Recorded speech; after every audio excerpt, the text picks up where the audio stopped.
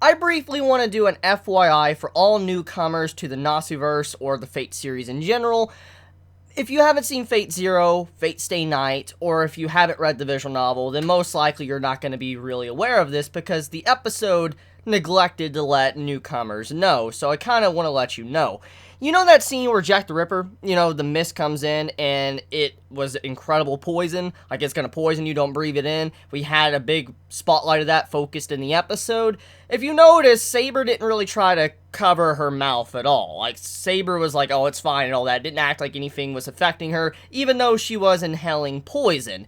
And anime-onlys, or people that, are new to the series in general, probably wouldn't understand how that was even possible. They'd be like, what the fuck? Like, why is Saber okay, but then everybody else is not? Well, number one, the Saber-class servants, they have a higher magical resistance than other servants. They're like one of the highest, and so because of that, that is why Saber was able to resist the poison, which was a magical type attack towards her. So, just to explain, that is why Mordred was completely fine when Jack the Ripper had that poison mist just around the town. Anyways, though, I do like some aspects of this episode that remind me a lot of Fate Stay Night, especially the route with Unlimited Blade Works. When we see the actual master to Saber, or Mordred in this episode, having a dream. Like, the episode starts off with that, seeing some backstory to Mordred and what happened while Mordred was still alive before he died and became a hero, or she died and became a hero.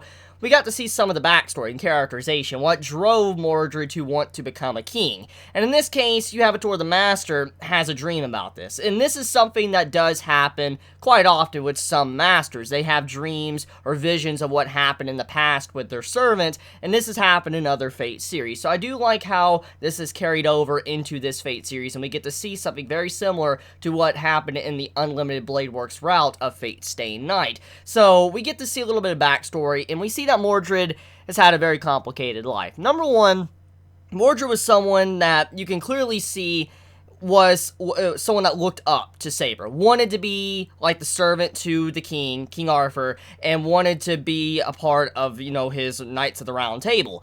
And over time, you had it to where Mordred found out the truth, that Mordred was kind of like a son or something, and could possibly become the next king. And Arthur denied Mordred of his right to become a king. And I don't necessarily know the complete details between, the historical records of Arthur and Mordred and all of that, Merlin and stuff, but I'm going to assume, I'm under the impression that the witch that was in this episode is either Morgan Le Fay? Morgan Le Fay? I think that's the full name. Morgan Le Fay or something, or Morgan Le Fay. But Morgan Le Fay or Merlin. That's who I'm assuming that witch was in this episode. Yes, I know Merlin is usually described as a dude, but this is Fate, and we do know that Fate loves gender-bending certain characters in history. I mean, look at Saber. Look at, Mordred and King Arthur. They're both females, even though in historical records they're supposedly, quote-unquote, male. So because of that, Merlin could be a woman as well, maybe in this story, so I don't really know, but basically what I'm getting at is that either that witch is Merlin or Morgan Le Fay. I'm kind of curious to see exactly what drove Arthur probably to deny Mordred. What I'm assuming is that most likely, since Mordred is very much like Arthur, I'm assuming Arthur is you're probably going to make the same mistakes I would make, and probably denied Arthur, because if you've played the original game series, I'm not going to spoil anything, but if you've played this is common details, FYI, but basically, if you played the original game, or if you've watched the series, then you will know that Arthur failed. Arthur failed in her life. She wasn't able to achieve what she wanted, and so she was kind of like a failure of a king. And in this case, maybe the reason why Arthur denied Mordred is because Mordred wouldn't be a better king and probably make the same mistakes that King Arthur made in her lifetime. That's what I'm assuming.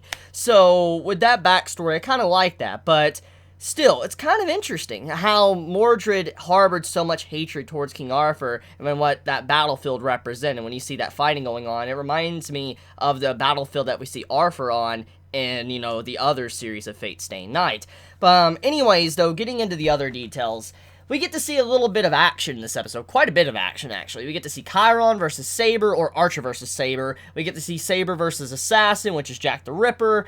and we get to see some other things here and there throughout the episode, some characterization and stuff, but mainly a lot of action going on with Saber and the other servants.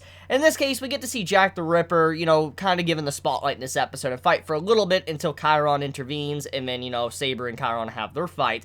But Jack the Ripper overall, the design-wise, I don't know how I feel about a lolly being Jack the Ripper. I'm still on the fence about that. I'm like, what the fuck? Because just when I think of Jack the Ripper, this, like, famous serial killer that murdered so many people, I don't picture a little lolly girl. I don't, especially the type of outfit she's wearing. I'm like, I don't picture that when I think of Jack the Ripper, but I do like the deadly nature of Jack in this episode. You get to see how strong Jack the Ripper is, especially when Jack got up on Mordred. It's like, oh, you definitely are a woman and all that. I'm like, oh, shit. So they're going with that, you know, type of backstory to Jack the Ripper, if you've ever read the famous story. And so just seeing that type of stuff, the interaction with Mordred and Jack, it was pretty interesting. I liked the fight. It could have been a lot better, obviously, but it was a decent fight nonetheless. However, the real good stuff of this episode, I think, was definitely when Saber and Chiron was starting to happen. When, like, Chiron intervened in the fight, he shot between, you know, Assassin and Saber, and then, you know, Saber's, like, looking at Chiron, and then Chiron started to shoot arrows, and Saber just backhands a fucking arrow. Just backhands, like, get the fucking hell out of here. Like, get that shit out. Get that shit out. Just backhanding a fucking arrow and charging up the side of a fucking wall to get up to Chiron. Now that was pretty badass. I gotta hand it to Saber for that moment when Saber's going in and starting to fight Chiron, and then Chiron's just shooting arrows and stuff, and he's like, oh, I guess I'm gonna have to be injured, and he fucking goes hand-to-hand combat. An archer goes hand-to-hand combat and is fighting Saber. That was pretty badass. I gotta admit, I liked seeing that from Chiron, and just seeing how Saber was fighting him as well. But overall, the fight was pretty impressive. Probably one of the best fights so far of the series in terms of animation and art, in my personal opinion. So, I had no problems there. Now, another big thing about this episode is the two masters fighting. The Master of Saber and the Master of Archer or Chiron. And these two masters, they have a fight, and this is a standard thing you would see in a Fate series, you know, masters going at each other, trying to take each other out. And as soon as I saw the girl that was in a wheelchair, like, walking with these 4 robotic arms, I'm like, Dr. Octopus, Doc Ock, is that you? Like, for a second, I'm like, this is literally a gender-bent Doc Ock from, like, Spider-Man. What the fuck? Like, I was like, the design, the way the claws are on the hands, just everything about that is screaming something from Spider-Man. I'm like, what? Like, what? Like, this is a knockoff Doc Ock. Like, Doc Ock, why are you a female? Like, just, that scene threw me for a loop. But what was really funny about that, though, was the Master of Saber going in, and this man, he's using countless amounts of magic bullets, like he's using fingers and stuff with his bullets, he's using, like, a magical heart grenade, and then after all of these things fell, he's like, fuck it, you know, if magic fails, I'm gonna go in with a car, and he just hits her. This man, he fucking hits her. He just plows right through her with a car. Like, just think about this for a second, okay? They're magicians. They're, you know, magi and all that. And they, after all of this, okay, they are people that use magic, all sorts of forms of magic, and all this failed. And so this man resorted to hitting this girl with a fucking car. Like, bro, like, that's savage. That's savage. And this man resorted to hitting her with a car. So, yeah, we've learned a very valuable lesson in this episode. If all else fails, if magic fails, use a car. That usually works. So, with jokes aside, though, I feel like the episode was pretty decent. It was a good episode. I do like a lot of the setup that the episode had for the future, and I just can't wait to see what happens next. So tell me your thoughts in the comments below. I love you all so much. Please be safe. Chibi out.